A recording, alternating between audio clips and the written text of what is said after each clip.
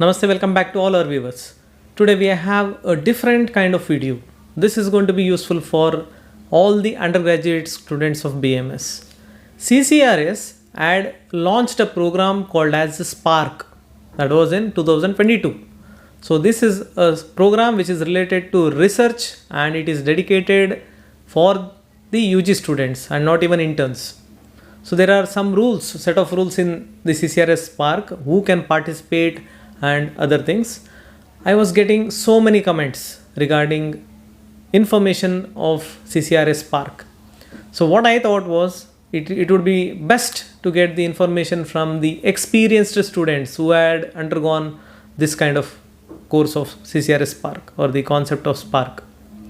Last year, CCRS selected 100 students out of so many applications, first, second, third, as well as final year BMS students, out of which 5 students from National Institute of Ayurveda, Jaipur were selected, and out of them we have 2 guests with us, that is budding doctors Pooja and Radhika. So let us welcome. First of all, thank you, sir, for inviting us, for sharing our experience regarding Spark Research Project. Myself, Pooja, a BMS scholar from National Institute of Ayurveda, Jaipur. Myself, Radhika Gupta, BMS scholar, National Institute of Ayurveda.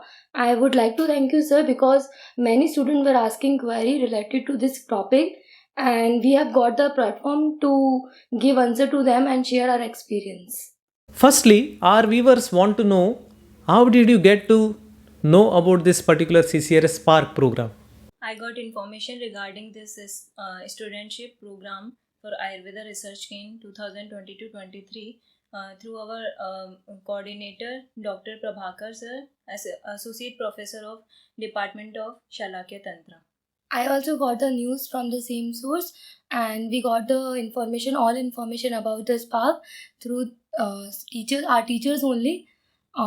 They shared all the information regarding the guides and the procedure of choosing the guides and how we will going to conduct the research. What will be the stipend we will be given for the conducting this research. All the information was given by our teachers only in the classes.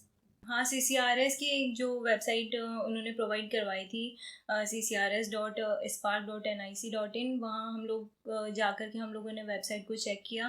फिर वहाँ जो instructions हमें मिले थे वो हम लोगों ने पूरा अच्छे से रीड करके एंड देन हमारा नेक्स्ट स्टेप था कि हमें गाइड को चूज़ करना है. तो फिर हम लोगों ने गाइड को चूज़ किया. So the conclusion is CCRS Spark program information is given to all the institutions across India, as well as the information bulletin will be uploaded in the website, official website of CCRS, and they have dedicated portal for Spark program. So the students can get to know through both of these sources. So better the student can look into CCRS website if the institution management is not in favor of these kind of concepts. After getting to know about this particular CCRS Spark program, the first requirement was the guide. The guide is the one who is going to take this particular research forward, and especially from UG point of view, where research is not having so much of syllabus, it is very much necessary to have a proper guide.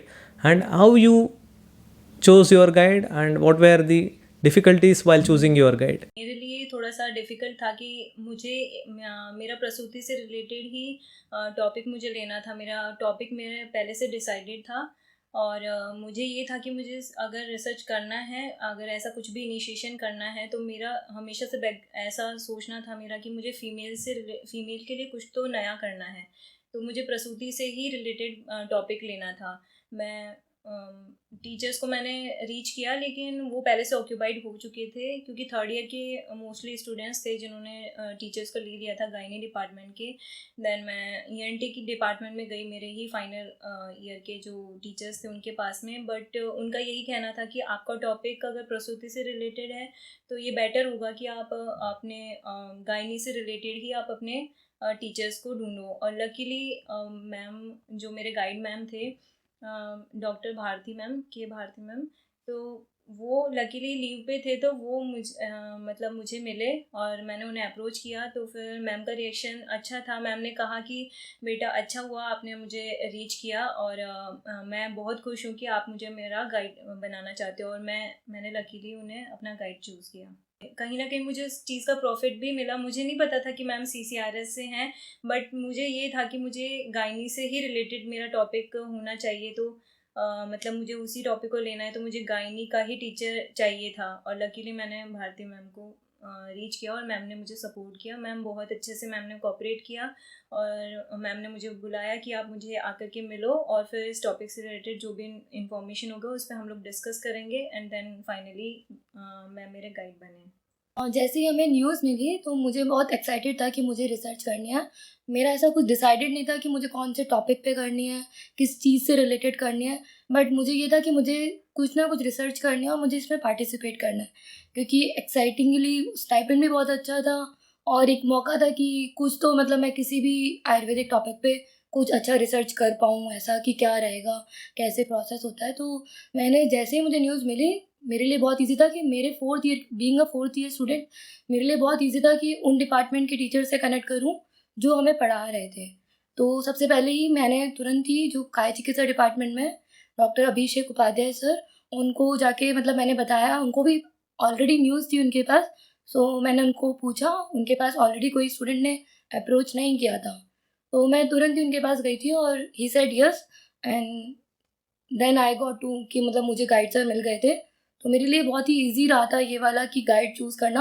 हालाँकि बहुत students के लिए difficult रहा होगा, क्योंकि कई बार ऐसा हुआ था कि बहुत सारे स्टूडेंट ने चूज़ कर लिया था और काफ़ी लेट डिसाइड किया था कि उनको रिसर्च करनी है या कुछ इस चीज़ में पार्टिसिपेट करना है। तो उस वजह से कुछ स्टूडेंट जो जल्दी पहुँच गए, वो थोड़ा-सा रहा कि वन स्टूडेंट वन गाइड, तो उसकी वजह से काफ़ी टीचर्स बहुत जल्दी-जल्दी, क्योंकि स्टूडेंट्स बहुत ज़्यादा हैं एनआईए में, और इनफैक्ट इंटरेस्टेड स्टूडेंट्स काफ़ी ज़्यादा थे जिनको रिसर्च करनी थी। तो हो सकता है कि इसकी वजह से कई स्टूडेंट्स पार्टिसिपेट भी नहीं कर पाए हैं, क्योंकि टीचर्स ऑलरेडी जो थे वो किसी ने चूज़ कर लिए थे। To summarize, as soon as the notification is out, the guide under whom you want to work should be immediately approached, because one teacher or one guide can take only one student under this program. So if anyone else takes a particular teacher as a guide, the other student cannot take the same teacher as the guide. So first thing is, the student should be proactive, that is first term, first come and first serve basis. So that is why be alert, and at the same time choose the guide according to the type of research in which you want to get involved. So it may be specific department, or it could be specific survey related study, or it could be specific literature related study. So the guide should be such that he or she should be able to guide or supervise your research work. So after choosing the guide, the next task is to choose the research topic. Probably this is the most difficult one, because the entire concept of Spark is revolving around this. So tell us about how your choosing of topic went. मेरा topic already decided था, but ऐसा था कि प्रसूति से related मैंने 3-4 topics decide किए थे। तो उसमें बहुत सारे टॉपिक्स, सभी टॉपिक्स मैम को अच्छे लगे थे, बट गाइड मैम मेरे जो हैं डॉक्टर के Bharati Kumar Mangalam, professor and HOD of department of प्रसूति तंत्र एवं स्त्री रोगा। तो मैम ने मुझे, क्योंकि मैम उस चीज़ पे ऑलरेडी वर्क कर रहे थे पहले से, तो मैम ने मुझे प्रेफर किया कि मैं मेरा topic survey study on traditional practices of सूतिका post natal care in Rajasthan. Ma'am ने कहा कि कुछ ट्रेडिशनल प्रैक्टिसेस के ऊपर ही हमें सर्वे स्टडी करना चाहिए, क्योंकि जो हमें टाइम ड्यूरेशन दिया था वो बहुत शॉर्ट था। 2 मंथ्स के अंदर क्लिनिकल को मैम प्रेफर नहीं कर रहे थे, क्योंकि हमें अब जब हम किसी भी क्लिनिकल रिसर्च को देखते हैं तो हमें उसका आउटपुट भी देखना होता है कि पेशेंट पे क्या उसका इफ़ेक्ट आ रहा है, या फिर उसका हमें उनका जो फीडबैक भी लेना होता है। तो इतना हमारे रिसर्च के अंदर हमें टाइम आउटपुट नहीं दिया गया था, और ये टाइम बाउंडेशन की वजह से मुझे मेरा टॉपिक थोड़ा सर्वे की तरफ मैम ने मुझे बोला कि आप सर्वे स्टडी को ही बेटर प्रेफर किया मैम ने। तो इस तरीके से मैंने अपना टॉपिक को चूज़ किया, और मैम का ये था कि साउथ में ट्रेडिशनल प्रैक्टिसेस पे ऑलरेडी बहुत सारे पब्लिकेशंस हो चुके थे या फिर रिसर्च आर्टिकल्स आ रखे हैं, बट वो मैम एक्चुअली साउथ के हैं, तो मैम थोड़ा सा चाहते भी थे कि नॉर्थर्न एरियाज़ का क्या ट्रेडिशनल प्रैक्टिसेस रहता है, सूती का फीमेल के अंदर क्या केयर होती है उस सूती का पीरियड में, काल में, तो उसको जानने के लिए जनरली मैम ने मुझे सजेस्ट किया कि मैं राजस्थान स्टेट में पर्टिकुलर सर्वे स्टडी करूं और फिर क्या ट्रेडिशनल प्रैक्टिसेस में मुझे क्या रिजल्ट मिलता है, क्या आयुर्वेद जो हमारी संहिताओं में जो परिचर्या को बताया गया उससे रिलेटेड हमें कुछ इंफॉर्मेशन सिमिलरिटी मिल रही है, या फिर अभी आज की जनरेशन में वो इंफॉर्मेशन अभी तक है कि या फिर वो बिल्कुल लुप्त हो चुकी है। इसको जानने के लिए जनरली मैंने ये टॉपिक लिया। मेरा ऐसा कोई पर्टिकुलर टॉपिक डिसाइड नहीं था, मेरे माइंड में बहुत सारे टॉपिक्स थे, लाइक स्पोर्ट्स और बहुत सारी चीज़ों से रिलेटेड थे, पर्टिकुलरली जो आयुर्वेद और जो मॉडर्न है उनको को रिलेट करते हुए काफ़ी टॉपिक्स थे। फिर सर से जब मैंने कन्वर्सेशन की तो सर ने मुझे काफ़ी सारे रिसर्च एरियाज़ पे वर्क करने को, लाइक टॉपिक्स को फाइंड करके लाने को कहा था। तो मैंने बहुत सारी ऐसी साइट्स देखी थी जिन पे ऑलरेडी सर्च हो रखे हैं, क्योंकि इसमें जो पर्पज़ था वो हमें हमारा आइडिया या इनोवेटिव आइडियाज़ हमें देखने थे जो ऑलरेडी नहीं हो रखे हैं। तो मेरा ये था कि मैंने एक बार देखा कि मतलब कि क्या-क्या हो रखा है सर्चेज़, ताकि मैं कुछ डिफरेंट सोच पाऊँ। तो थोड़ा आइडिया लेना बहुत ज़रूरी था, क्योंकि हमने कभी रिसर्च करी नहीं थी, हमें नहीं पता था कि टॉपिक कैसे क्या किस तरीके से बनते हैं। तो यही था कि मैंने बहुत सारी साइट्स के थ्रू साइट सर्च करी और काफ़ी ज़्यादा डिस्कशन भी किया अपने जूनियर्स, अपने फ्रेंड्स से कि किस चीज़ पे मुझे रिसर्च करनी चाहिए। फाइनली फिर मैं सर के पास गई और सर ने कुछ टॉपिक्स को कंसीडर करते हुए एक टॉपिक डिसाइड भी किया और उसमें कुछ ड्रग इंक्लूडेड थी। फिर फाइनली ये हुआ कि ड्रग जो है वो काफ़ी ज़्यादा फॉलोअप मांगती है, कि मतलब टाइम ज़्यादा चाहिए होता है एक क्लिनिकल स्टडी के लिए, जो कि हमें सिर्फ 2 मंथ के लिए हमें मतलब स्टडी थी हमारी। तो हमारे लिए ये नहीं था कि जो स्टडी है वो ज़्यादा बड़ी हो, तो इसलिए फिर हमारा ये हुआ कि हमें एक ऑब्जर्वेशनल स्टडी करनी चाहिए। तो फाइनली हमने जो टॉपिक डिसाइड किया था वो ऑब्जर्वेशनल स्टडी से रिलेटेड था। आईईसी से हमें ये इन्फॉर्मेशन मिली थी जब हम लोगों ने कंटिन्यू किया कि 1 महीना तो कम से कम आईईसी जो है हमारी इंस्टीट्यूशन एथिकल कमेटी, वहाँ से क्लियरेंस मिलना ही बहुत डिफ़िकल्ट था कि, और हमारे पास टाइम भी बहुत कम था कि हम लोगों को लाइक पहले क्लियरेंस मिलेगा उसके बाद में हम लोग सिनॉप्सिस मतलब उससे रिलेटेड कुछ भी लिख पाएंगे या फिर आगे कर पाएंगे, तो वो थोड़ा सा डिफ़िकल्ट पड़ जाता है उस क्लियरेंस मिलना भी थोड़ा सा। अगर क्लिनिकल अगर हम लोग स्टडी लेते हैं तो उसको 2 महीने में वो अप्रूवल मिलना इतना पॉसिबल नहीं था। So to summarize, the choosing of topic is exactly difficult, but by keeping few things in mind, it can be easily done. The first thing is feasibility, whether the research is possible in the particular institute where you are studying, because CCRS is not going to give assistance during the research work. It is the institute which has to give the assistance. And second thing is what is the interest of the guide and whether the guide is having the necessary equipments or necessary patients or necessary information required by you to carry out the particular research process. So the feasibility and the guidance from the guide are the two important requirements while choosing the topic.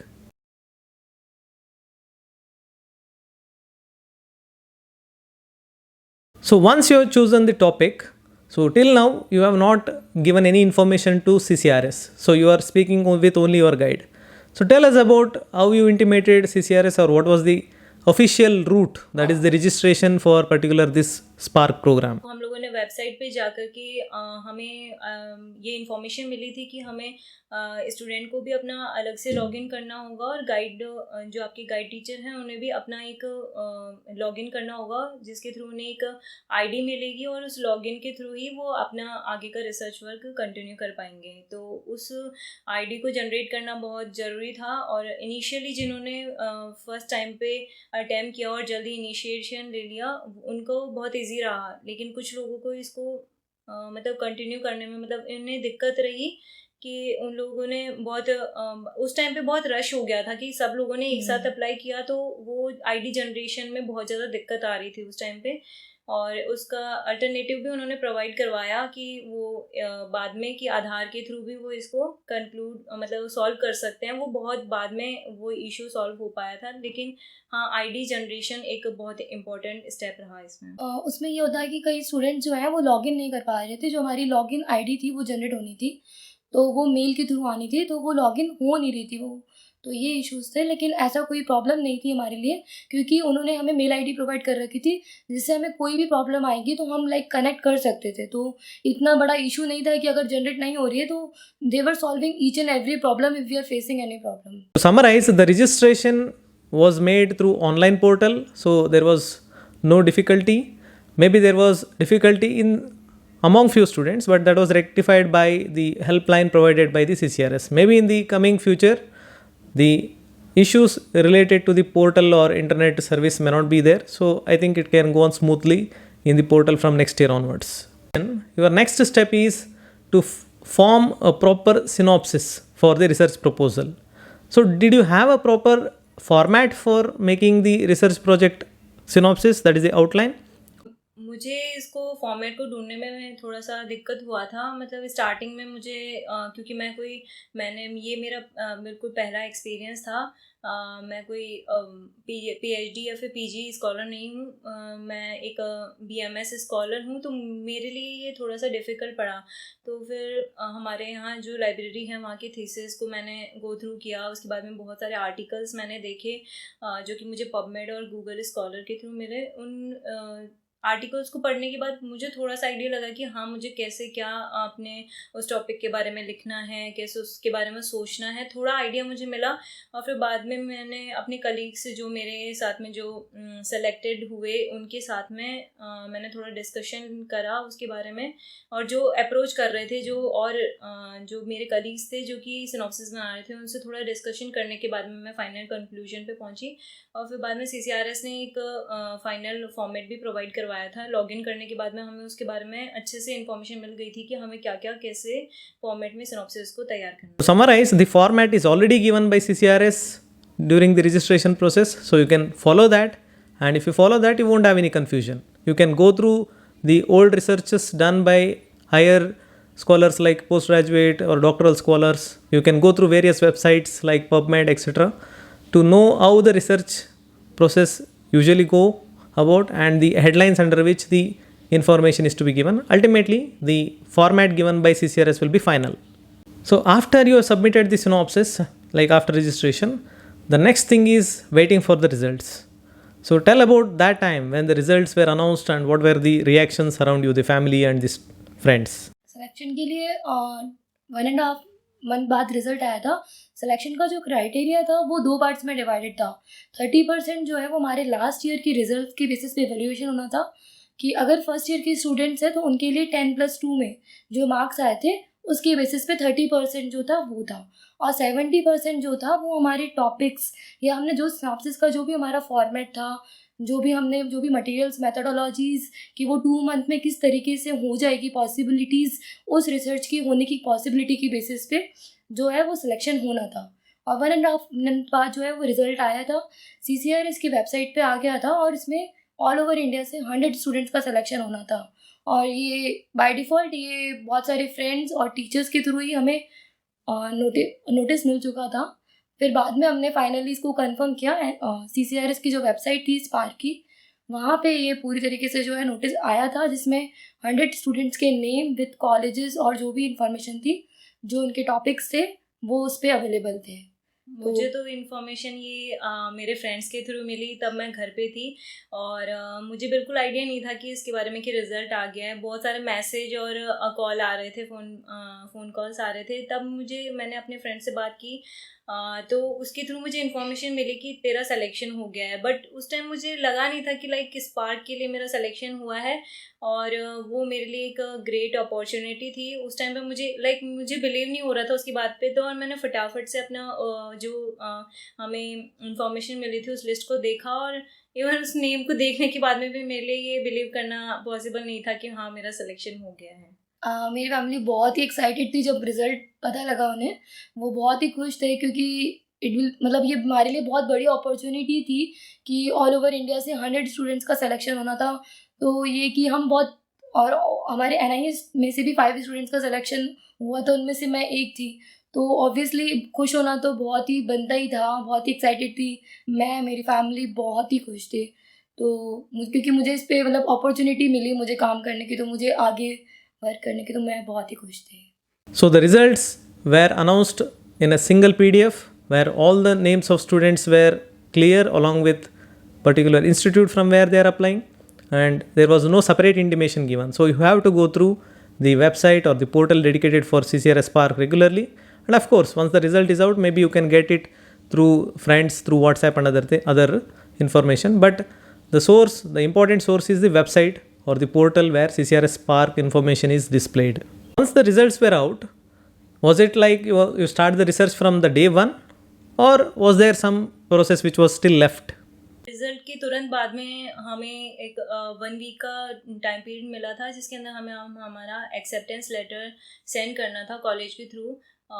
वो एक main step था, मतलब अगर कोई उसको skip करता है तो वो एक मतलब ड्रॉबैक हो जाता है, क्योंकि उसके बिना आप रिसर्च प्रोजेक्ट को आगे प्रोसीड नहीं कर सकते हो। लाइक हमारा पूरा एक्सेप्टेंस, हमें जो इन्फॉर्मेशन मिल रही है हम उसे एक्सेप्ट कर रहे हैं, और हाँ हम इस रिसर्च प्रोजेक्ट को आगे कैरी ऑन करना चाहते हैं। ये इन्फॉर्मेशन हमें CCRS को प्रोवाइड करवानी थी, तो वो विद इन 1 वीक हमें साइन करवा के, लाइक VC सर के साइन एंड गाइड सर के साइन एंड हमारा खुद का अप्रूवल हमें भेजना था CCRS को। To conclude, the results are out. So after that, until you give consent, you are not eligible for taking up the research work. Only after you give the consent, where you have to take particular signature from the institution head as well as the guide, after that only you will be able to start the research work. So consent is must after the result. So usually the studies involving the survey as well as you can say the clinical studies require certain registration, maybe like IEC clearance or CTRA registration.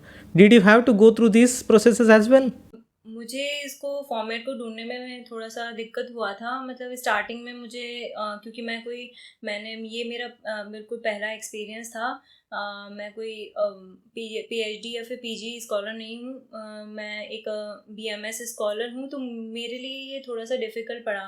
तो फिर हमारे यहाँ जो library है वहाँ की thesis को मैंने गो थ्रू किया। उसके बाद में बहुत सारे आर्टिकल्स मैंने देखे जो कि मुझे पबमेड और गूगल स्कॉलर के थ्रू मिले। उन आर्टिकल्स को पढ़ने के बाद मुझे थोड़ा सा आइडिया लगा कि हाँ, मुझे कैसे क्या अपने उस टॉपिक के बारे में लिखना है, कैसे उसके बारे में सोचना है, थोड़ा आइडिया मुझे मिला। और फिर बाद में मैंने अपने कलीग से, जो मेरे साथ में जो सेलेक्टेड हुए, Conclude, whatever process is necessary to actually carry out a research, even by postgraduate scholar or the doctoral scholar, the same thing has to be followed by the UG student who has taken the CCRS Spark, so that he or she can get to know exact process of research. Here there is no compromise. Now the main question for which I think this video many of the students will be benefited, that is, once you are selected and you have cleared all these official processes, you are actually doing the research. But at the same time, you are a scholar, you are a student, BMS student in one of the professional BMS or the year BMS. So was it easy to manage classes as well as research work, or what do you want to tell about your experience? Experience थोड़ा सा difficult रहा था, because हम 4th year students हैं, तो हमारे लिए थोड़ा सा, मेरे लिए इनफैक्ट बहुत ज़्यादा डिफ़िकल्ट था, क्योंकि जो मेरा टाइम था वो OPD टाइमिंग्स, मेरा जो टॉपिक था वो निदान था, गृहिणी रोग के निदान पे मैंने रिसर्च करना था, वो भी रियल पेशेंट्स पे, जो OPD पेशेंट्स थे। तो मेरा जो टाइम मैंने सर वो 9 to 3 में ही मुझे रिसर्च करनी होती थी, और उसी टाइम पीरियड में मेरी क्लासेस रहती थी। तो कई बार मुझे क्लासेस जो है वो छोड़नी होती थी, तो इसलिए थोड़ा सा डिफ़िकल्ट रहा। लेकिन ठीक है, वो उससे मुझे काफ़ी ज़्यादा नॉलेज मिल रही थी, काफ़ी ज़्यादा पेशेंट एक्सपोजर मिल रहा था, क्लिनिकल एक्सपोजर मिल रहा था, जिसकी वजह से मुझे कुछ ज़्यादा लॉस फील नहीं हुआ, क्योंकि मुझे एक रियल पेशेंट और ये सब देखने को मिल रहा था, तो मुझे इतना डिफ़िकल्ट नहीं रहा वो। मतलब मेरा एक्सपीरियंस थोड़ा सा डिफरेंट था, क्योंकि मेरी सर्वे स्टडी थी, तो मैं अपनी क्लासेस को स्किप नहीं करती थी। मतलब मैं कोशिश करती थी कि मैं अपना टाइम जो है, मेरा एक्स्ट्रा टाइम जो भी है 4 बजे बाद, जैसे कि हमारी क्लासेस ऑफ हों, उसके बाद वाला जो टाइमिंग होता था, इवन मैं अपनी थोड़ा सा, मेरा जो शेड्यूल होता था कि अपने नींद को ख़राब ज़रूर करूँगी, लेकिन मैं अपना जो एक्स्ट्रा टाइमिंग है वो मैं अपनी क्लासेस को स्किप करके, इनिशियल स्टेज पे तो बिल्कुल अपनी क्लासेस स्किप नहीं करती थी, वही क्लिनिकल क्लासेस लेना, और वो मैं उसको प्रेफरेंस देती थी। और उसके बाद में जो बाकी का जो कॉलेज से फ्री होने के बाद का जो टाइमिंग था, उसके दौरान मैं जाती थी IPDs के अंदर, और जो एडमिटेड जो फीमेल पेशेंट्स थी, क्योंकि मेरा जो क्राइटेरिया था वो सभी फीमेल्स जिनकी पहले डिलीवरी हो चुकी है, तो उनसे मुझे उनका एक्सपीरियंस चाहिए था कि लाइक वो पास्ट में जो पहले की जो ट्रेडिशनल प्रैक्टिसेस हैं उनसे रिलेटेड मुझे इन्फॉर्मेशन चाहिए थी, तो वो मैं उनको जा कर के आराम से उनसे डील करती थी। इनिशियल स्टेज में मुझे थोड़ा दिक्कत आती थी, लाइक मेरा जो मुझे क्वेश्चन फॉर्मेट बनाने में मुझे दिक्कत हुई, और उनसे डील करना भी थोड़ा डिफ़िकल्ट होता था पहले इनिशियल स्टेज पे। उनसे जो जब मैं क्वेश्चन पूछती थी तो वो क्वेश्चन को समझ नहीं पाते थे, या फिर लाइक फीमेल्स अपना खुद का एक्सपीरियंस ज़्यादा बताने लगते थे, तो इस तरीके से थोड़ा डिफ़िकल्ट होता था। और बहुत लॉन्ग, जैसे इनिशियल टाइम पे मुझे 2-2 घंटे लग जाते थे एक केस को लेने में। उसमें भी फिर इसी तरीके से धीरे धीरे जा कर के मैंने अपना क्वेश्चनियर को भी मॉडिफाई किया, तैयार किया, लेकिन ये थोड़ा सा डिफ़िकल्ट था। बाद में जब मेरे को कंक्लूजन करना था तो तब मुझे थोड़ा बहुत अपनी क्लासेस को स्किप करना पड़ा, और वहाँ मुझे थोड़ा सा डिफ़िकल्ट पड़ा था, लेकिन ओवरऑल मैंने मैनेज किया अपनी क्लासेस के साथ में। हाँ, लास्ट में ऐसा हुआ था कि मतलब मेरा ये था कि 9 to 12 ही मैं मोस्टली जाती थी, क्योंकि ऐसा तो नहीं था कि 9 to 3 ओपीडी होती थी, बट ये था कि मैं 9 to 12 उसको मैनेज करने की कोशिश करती थी, और आफ्टर 12 मैं क्लासेस ले लेती थी। तो थोड़ा-सा मैनेज मैंने किया। ऐसा नहीं है कि आप बिल्कुल बहुत ही ज़्यादा लॉस होने वाला है, ऐसा कि बहुत ज़्यादा क्लासेस नहीं ले पाओगे, ऐसा नहीं है। वो लास्ट मोमेंट पे जो होता है कि हाँ, ज़्यादा टाइम अब कम हो रहा है, क्योंकि मेरा एक्चुअली प्रॉब्लम ये था कि मैंने ज़्यादा नंबर ऑफ़ जो है स्टडी पार्टिसिपेंट्स जो हैं, क्योंकि मेरी एक स्टडी को एक रिलायबल बनाने के लिए मुझे ज़्यादा स्टडी पार्टिसिपेंट्स की ज़रूरत थी, इसलिए। लेकिन अगर आपके नंबर ऑफ़ केसेस, कंट्रोल्स और ये सब स्टडी पार्टिसिपेंट्स कम है, तो आप मैनेज कर सकते हो, क्योंकि 3 आवर्स का हमारा क्लिनिकल क्लासेस भी रहता था। तो during that we are able to attend OPDs, so it was little bit easier for us, because we were the final year students. तो हमारा 3 आवर्स का जो है क्लिनिकल क्लासेस रहता था, तो मैं कोशिश करती थी कि ज़्यादा से ज़्यादा मैं उसमें कर पाऊँ। कई बार होता था कि मुझे एक्सटेंड करना पड़ता था, तो इतना भी डिफ़िकल्ट नहीं है। लेकिन हाँ, अगर आपका स्टडी पार्टिसिपेंट ज़्यादा था तो दिक्कत होएगी। अगर आप नॉर्मल लेते हो, थोड़ा-सा कम लेते हो, क्योंकि 2 मंथ का ही है, तो उसमें सब कुछ आपको डेटा कलेक्ट भी करना है, एक तरीके से फॉर्मेट में भी उसको डालना है। तो वो अगर टाइम टेकिंग है, तो वो आप कितना अच्छे से मैनेज कर पाते हो, वो आपके ऊपर है। अगर आप थोड़े कम टाइम में भी उतना डेटा कलेक्ट कर पाओगे, तो इट विल बी ईज़ियर। मेरे लिए होता था कि क्लिनिकल थी, तो मुझे कई बार हिस्ट्री भी लेनी पड़ती थी पेशेंट की, क्योंकि बहुत ज़्यादा रश था एनआईए ओपीडीज़ में। तो मुझे होता था कि कई बार ये होता था कि रश की वजह से मुझे कई बार पेशेंट की जनरल हिस्ट्री भी लेनी पड़ती थी, या फिर पेशेंट बहुत ज़्यादा जो है अपनी जो भी चीज़ें थी उनको मैं कई बार उनका जो हिस्ट्री लेके कुछ चीज़ें मैं उनको बताती थी, चेंजेस करना, पत्ते जो भी था वो मैं उन्हें बताती थी। तो उस वजह से मेरा टाइम टेकिंग हो जाता था, बट आफ्टर 12 आफ्टर लंच मैं अपनी क्लासेस ले लेती थी, क्योंकि 75% अटेंडेंस हर क्लास में इम्पॉर्टेंट है, और वो हमारे टीचर्स ने भी इंश्योर किया कि ट्राई करें कि आप 75% अटेंडेंस कोई भी रिसर्च होते हुए भी आपको अटेंड करना ही है, क्योंकि बीइंग अ मेडिकल स्टूडेंट हमारे लिए बहुत इंपॉर्टेंट था कि हम क्लासेस ना छोड़ें। तो मैनेज करना बहुत ही इम्पॉर्टेंट हो जाता है। तो ऐसा नहीं है कि मैनेज हो गया मतलब। और मैं इसमें एक और चीज़ ऐड ऑन करना चाहूँगी कि जैसे ये मेरा फर्स्ट एक्सपीरियंस था, तो इसलिए मुझे बहुत ज़्यादा दिक्कत आई, क्योंकि जैसा मेरा सर्वे स्टडी था और पहले इन्फॉर्मेशन नहीं होने की वजह से जब मैं डेटा कलेक्ट कर रही थी, अगर मुझे पहले इन्फॉर्मेशन होती तो मैं साथ के साथ उसे अपडेट करती जाती। और जैसे डेटा जो आप कलेक्ट कर रहे हो उसको बहुत लाइक ऑफिशियली तरीके से आपको उसको मैनेज भी करना है, और वो इधर उधर ना हो जाए, क्योंकि आप जो आपकी जो भी स्टडी पार्टिसिपेंट्स होते हैं उनकी बहुत पर्सनल इन्फॉर्मेशन उसमें होती है, तो उस डेटा को सिक्योर रखना एक बहुत इंपॉर्टेंट पॉइंट इसमें रहता है। तो और इवन ऑल्सो इतने सारे डेटा को कंपाइल अप करने में मुझे बहुत दिक्कत आई थी। तो अगर थोड़ा सा हमें पहले से इन्फॉर्मेशन रहती है तो वो इजी पड़ता है। लाइक मेरा सर्वे स्टडी इतना डिफ़िकल्ट नहीं था, बट पहले से इन्फॉर्मेशन नहीं होने की वजह से एंड मोमेंट पे लाइक मुझे पूरे 24 आवर्स मुझे उसी रिसर्च को देना पड़ा। उस टाइम पे मुझे थोड़ी डिफ़िकल्टी आई थी। लाइक अगर मैंने पहले से जैसे गूगल फॉर्म्स होते हैं उस पर, या फिर जो है हमें एक्सेल शीट पे बनाना था, लाइक डेटा को कंपाइल अप करना, आप जिस फॉर्मेट में ले रहे हो उसी फॉर्मेट में आप उसका रिजल्ट को निकालना, उसके कंक्लूजन पे पहुंचना बहुत डिफ़िकल्ट था मेरे लिए। तो पहले से हमें थोड़ा सा अगर इन्फॉर्मेशन रहती है, और ये एक्सपीरियंस मेरे आगे बहुत काम आने वाला है। To conclude, the important information is you should never compromise the routine classes with the research work. Of course, in the initial days, you may have to meet your guide and do some other extra work to get into this process. But ultimately, the classes should not be compromised just because of research work. When you choose the topic, make sure you take such topic so that you don't have to miss some of the classes to carry out the research work. So in that way you will be able to manage both class as well as the research work. After the research process was complete, ultimately you had to send a final report to the CCRS. So this report writing should have been so after the completion of research or after the end of the time duration, you had to submit the final report to the CCRS. This must have been hectic for you given that you are also studying as a BMS student. So tell about that last 15 days of your report writing. मेरा थोड़ा experience इतना अच्छा नहीं रहा उस time पे, क्योंकि जैसे मैंने पहले बताया कि स्टार्टिंग में इंफॉर्मेशन मेरे पास अच्छे से नहीं होने की वजह से, और या फिर पहला मेरा एक्सपीरियंस था, इस वजह से मुझे डिफ़िकल्ट हुआ मेरा जो भी डेटा था उसको कंपाइल अप करने में, क्योंकि मेरा एक सर्वे स्टडी था, वो एक कोई यस नो वाला, और ऐसा कोई क्वेश्चन नहीं थे मेरे इतने ज़्यादा, मेरा बहुत डिटेल में था मेरा जो सर्वे मैंने लिया था। अब उसको कंपाइल अप करने के लिए मुझे लाइक 1 मंथ से ज़्यादा टाइम चाहिए था मुझे, और वो जो टाइमिंग हमें मिला था वो बहुत कम टाइमिंग मिला था उस डेटा को पूरा सेटअप करना, जो इररिलेवेंट बातें हैं उनको हटा करके जो मेरे सर्वे के लिए इम्पोर्टेंट हैं उनको अलग से देख करके और फिर पूरा कंपाइल अप करने में थोड़ा सा मुझे बहुत ज़्यादा टाइम लगा। इसमें मेरे इवन मेरे घर वालों ने मेरी बहुत हेल्प की, मेरे फ्रेंड से मैंने हेल्प ली, और सब लोग उस टाइम पे इतना हैक्टिक हो गया था, और उस दौरान हमारा रिज़ल्ट का जो पोर्शन, मतलब जो हमारा रिज़ल्ट नहीं, मतलब हमारे एग्ज़ाम की भी इंफॉर्मेशन हमारे पास आई। उस टाइम पे मुझे ऐसा था मेरा कि लाइक मैं फाइनल रिपोर्ट को बिल्कुल छोड़ दूं, क्योंकि वो बहुत हेक्टिक हो गया था, ना तो मुझसे वो कंपाइल अप हो पा रहा था, और जैसे जैसे बहुत पास में डेट्स आती जा रही थी।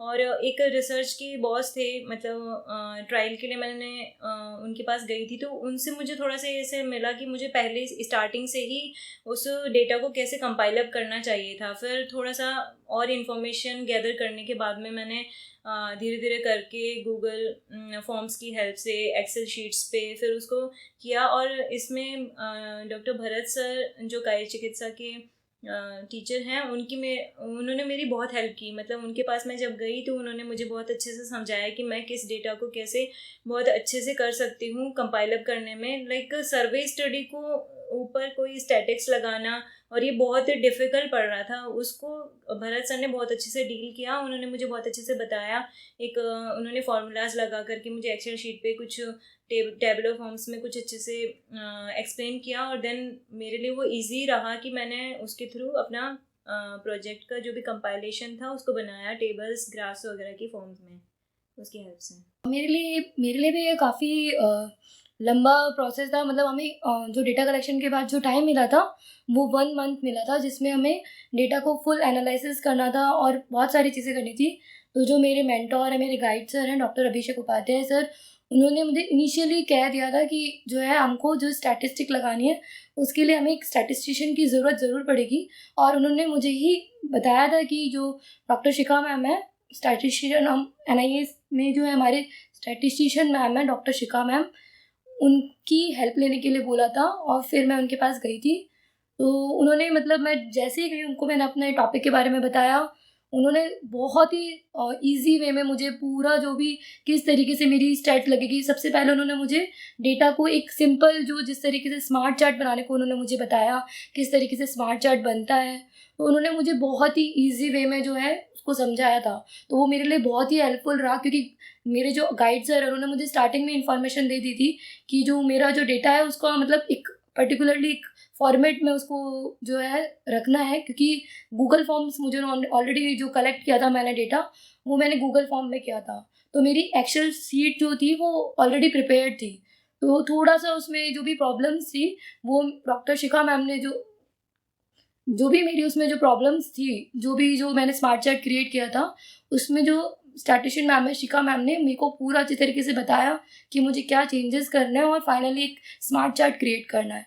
फिर उन्होंने जो भी स्टैटिस्टिक लगनी थी, जो भी सॉफ्टवेयर था, जिस तरीके से भी जो भी स्टैटिस्टिक का एक प्रोसेस होता है, क्योंकि हमारे लिए इजी नहीं था कि स्टैटिस्टिक कैसे लगेगी, कौन से पर्टिकुलरली जो भी टेस्ट लगने हैं उसके बारे में मुझे कुछ भी नॉलेज नहीं थी। मैम ने ही बताया कि किस तरीके से जो है टेस्ट लगेंगे, किस तरीके से जो है ऑड्स रेशियो और वो सब जो भी है, मुझे बहुत सारी जो है न्यू इन्फॉर्मेशन मतलब मैम के थ्रू ही मिली, और मैम ने बहुत ही ईजी वे में मतलब हेल्प करी। तो टीचर्स का जो रोल था वो बहुत ही इम्पोर्टेंट था, क्योंकि हम बहुत ही बर्डिंग है, हम बहुत ही न्यू भी थे हम इस पर्टिकुलर रिसर्च में, तो बिल्कुल ब्लैंक होना, और लेकिन टीचर का एक हमारे वे में ही समझाना हमारे लिए बहुत हेल्पफुल रहा हमारे पूरे इस जर्नी के दौरान। तो मेरे गाइड सर और स्टैटिस्टिशियन मैम डॉक्टर शिखा मैम ने बहुत ही हेल्प करी। So to conclude, the report writing was difficult, of course, but if you plan earlier, like if you keep on updating your data whenever you receive, so probably that is how you can manage report writing and you may not be stressed at the end minute. After writing the report, was it the institution which sent your report to CCRS or was it individual? Research की जो report थी वो हमें खुद को ही भेजनी थी, हमें खुद को ही जो है वो राइटिंग करके और मेल के थ्रू उनको भेजनी थी। सॉफ्ट कॉपी भी हमें भेजना था, उसका हमें पर्टिकुलर टाइमिंग उन्होंने प्रोवाइड करवाया था। लाइक हमारी जो लास्ट डेट थी उससे पहले हमें उसे सबमिशन करना था। वो मेरे लिए थोड़ा सा डिफ़िकल्ट था कि उस टाइम जो लिमिटेशन दी है उसको पूरा क्रॉस करके और फिर उसको सबमिशन करना। लेकिन जैसे तैसे मैंने अपना रिसर्च प्रोजेक्ट को कंप्लीट किया और हमारा सॉफ्ट कॉपी भी और as well as hard copy दोनों फॉर्मेट में हमारा गया था। और बैंक डिटेल्स भी एक बहुत बड़ा इशू है जिसको लाइक हम लोगों को एक फॉर्मेट मिला था कि हमें हमारे कॉलेज की बैंक डिटेल्स सबमिशन करना है। वो हमें पहले इन्फॉर्मेशन नहीं थी तो हम लोग वो सबमिशन नहीं कर पाए थे। तो उसका ऐसा होता है कि लाइक आपको अब अपना स्टूडेंटशिप आपको जब मिलना है तो उनको बैंक डिटेल्स चाहिए होता है। इवन ये इशू भी हुआ था कि इस बार हमारे पास CTRI से ही फ़ोन कॉल आया था और तब उन्होंने हमें बोला था कि आपकी कॉलेज की तरफ से इन्फॉर्मेशन नहीं आ रही है या फिर जो भी मतलब थोड़ा सा इन्फॉर्मेशन नहीं पहुंचने की वजह से वो थोड़ी दिक्कत आती है। तो हमें जो भी प्रॉपर जो आपको फॉर्मेट मिलता है तो उसमें हमें एक ही बार में अच्छे से इन्फॉर्मेशन उन्हें प्रोवाइड करवा देनी चाहिए। तो वो एक अच्छा एक्सपीरियंस देता है। अदरवाइज़ कहीं ना कहीं लिंक नहीं बैठने की वजह से प्रॉब्लम फेस करनी पड़ती है। Okay, so to conclude, the information or the report was sent by the individual student to CCRS, and maybe by having a speed post you can track the information related to the submission, and also soft copy was submitted through mail. So ultimately you should make sure that the report has reached the CCRS. So now that you have sent the report and you are totally free of this CCRS Spark process, how do you feel now? What are your experiences? The main positives or the challenges what you faced and what information you want to share with your juniors? मैं अपने अनुसार बताना चाहूँगी कि जैसे कि हमारी संहिताओं में चतुष्पाद के बारे में बताया है, वैद्य के बारे में बताया गया कि वैद्य में जो है गुण होने चाहिए कि वो दक्ष भी होना चाहिए और मतलब उसे क्लिनिकल नॉलेज भी होना चाहिए। तो इसके लिए रिसर्च प्रोजेक्ट एक बहुत ही अच्छा प्रोसेस है जिसके थ्रू हम लोग ये क्लिनिकल नॉलेज को बहुत अच्छे से गेन कर पाएंगे। और हमें थ्योरी का नॉलेज तो होना ही चाहिए बट क्लिनिकल नॉलेज भी हमारे लिए बहुत ज़्यादा इम्पॉर्टेंट है।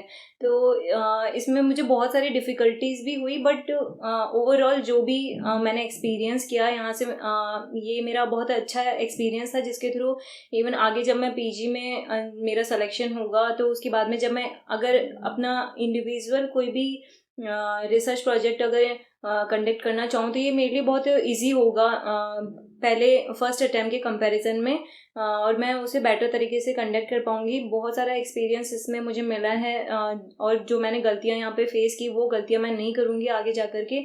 और मेरे लिए मुझे लगता है कि ये बहुत ग्रेट अपॉर्चुनिटी थी मेरे लिए जिसके थ्रू मैंने बहुत अच्छा एक्सपीरियंस लिया है। और आगे आने वाले टाइम पे मुझे लगता है कि सभी को ये अच्छी अपॉर्चुनिटी प्रोवाइड करवाई जा रही है जिससे कि एक ग्रेट एक्सपीरियंस मिलता है। स्टार्टिंग में मैं बहुत ही एक्साइटेड थी जैसा कि मैंने बताया, और जैसे ही मुझे ऐसा कुछ मिला तो मैं बहुत ही खुश थी। बीच में लाइक थोड़ा सा काम ज़्यादा था, क्लासेस अटेंड करना और थोड़ा शेड्यूल की वजह से मुझे थोड़ी सी प्रॉब्लम आई, बट अब जहाँ मैं हूँ जिस सिचुएशन में हूँ मैं कहूँगी कि मुझे बहुत ही खुशी है कि मैंने ये अपॉर्चुनिटी को लाइक गेन किया, कि मुझे ये अपॉर्चुनिटी मिली कि जिसमें मैंने पार्टिसिपेट किया और फाइनली मैं सेलेक्ट हुई। तो मेरे लिए बहुत ही बेनिफिशियल था क्योंकि being a 4th year student हमारे लिए लास्ट ईयर था कि जहाँ हमें मतलब ये इसमें हम पार्टिसिपेट कर सकते थे। हमारी जो एलिजिबिलिटी क्राइटेरिया था उसके लिए हमारा लास्ट ईयर था कि जिसमें हमें पार्टिसिपेशन जो हम कर सकते थे इसमें। और 4th ईयर में हमारा रिसर्च और स्टैट का सब्जेक्ट था। और मेन बात ये थी कि क्या होता है कि आयुर्वेदिक प्रिंसिपल जो हम पढ़ते हैं वो बहुत ही थ्योरेटिकल होते हैं, हमें लगता है कि इसकी एप्लीकेशन कैसे होगी क्या होगा, लेकिन ड्यूरिंग रिसर्च मैंने जाना कि जब मैंने पेशेंट से डील किया तो मुझे बहुत सारी चीज़ें ऐसी पता लगी जो कि मेरा जो स्टडी था वो ऐसा ही था कि जो आयुर्वेदिक प्रिंसिपल्स पे था, कि निदान जो थे गृहिणी के उस पे मेरी स्टडी थी। तो मुझे बहुत कुछ ऐसा पता लगा कि जैसे गृहिणी के जो निदान जो बुक में लिखे हुए हैं वो रियल में पेशेंट पे मिल रहे थे। तो मुझे बहुत ही खुशी हुई कि जो चीज़ हम पढ़ रहे हैं वो मतलब अकॉर्डिंग टू पीपल जो लोग बोलते हैं कि नहीं ऐसा नहीं है, कि जो है वो बहुत ही प्रैक्टिकल नहीं है चीज़ें, तो वो चीज़ अब मैंने ड्यूरिंग पेशेंट डीलिंग मैंने देखा तो मुझे बहुत ही अच्छा लगा। क्योंकि हम सिर्फ पढ़ते हैं तो हमें एक चीज़ में बिलीव नहीं हो पाता है कि कैसा क्या है ना। तो फिर उसके बाद मैंने उसको जब रिसर्च के थ्रू जाना तो मुझे बहुत ही अच्छा लगा। तो एक आपको लर्निंग मिलती है जो आप एक थियोरेटिकली एस्पेक्ट से जो आप नहीं गेन कर पाते हो, एक प्रैक्टिकल एस्पेक्ट से ही गेन कर पाते हो।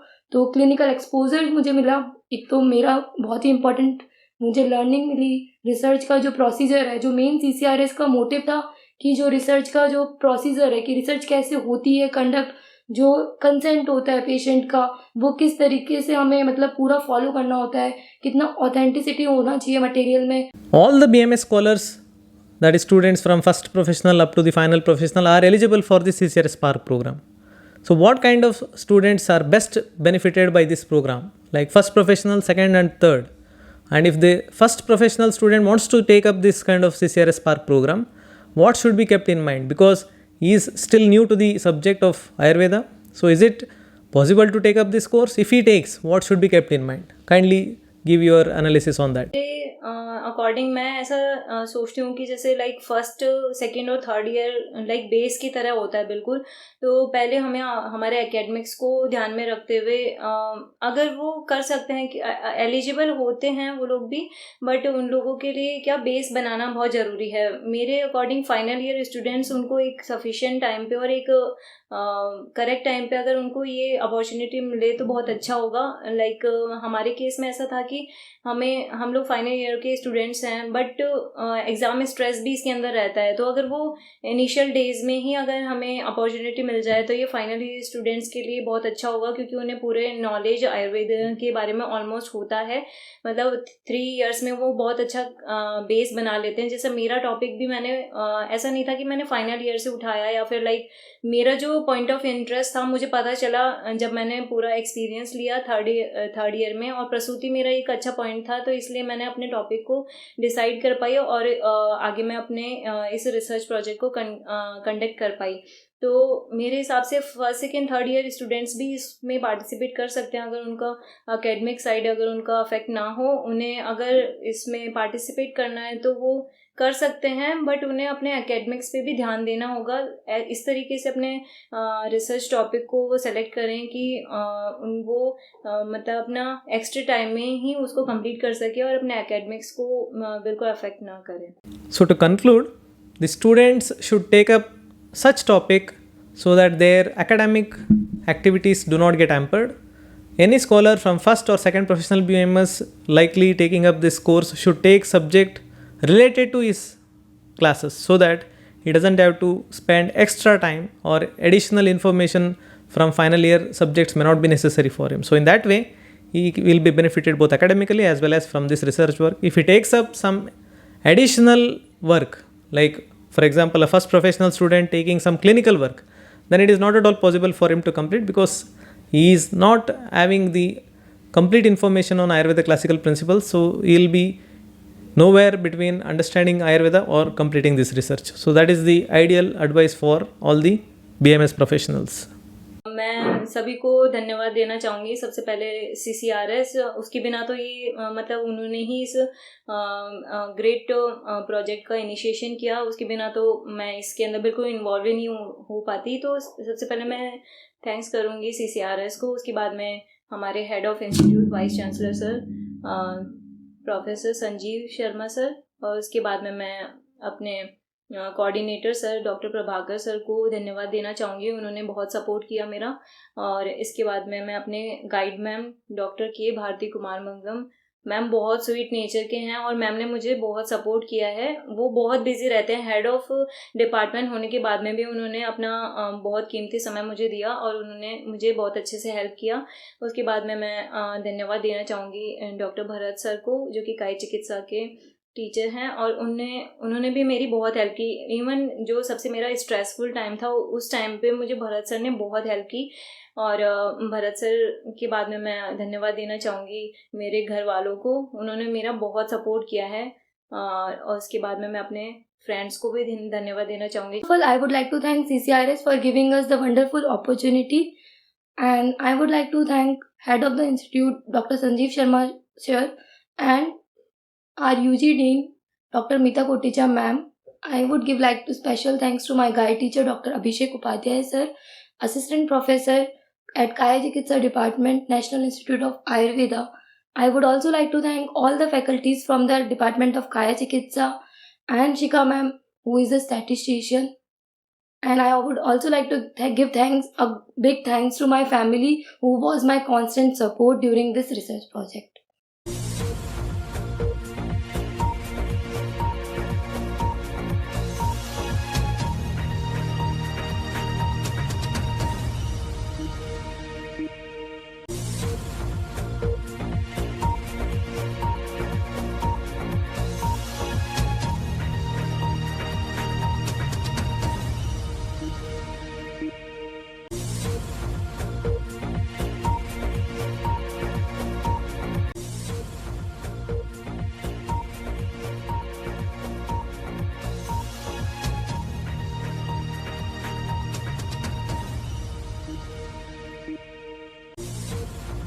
So we thank both the budding doctors Radhika and Pooja for their time to share their experiences on the Spark program, and this must be beneficial for so many students. So in India we have more than 25,000 BMS seats getting filled every year. So this experience by these two final year scholars, will be a great insight for all the students to look into this program from their perspective, and if they take up, what will be the positives or challenges they already know, so that they'll be able to manage their academics as well as take up this Spark program. Once again, we thank them. So in the similar way, we are going to continue some other interviews with the students with their experiences for their other kinds of programs. So until next time, thank you.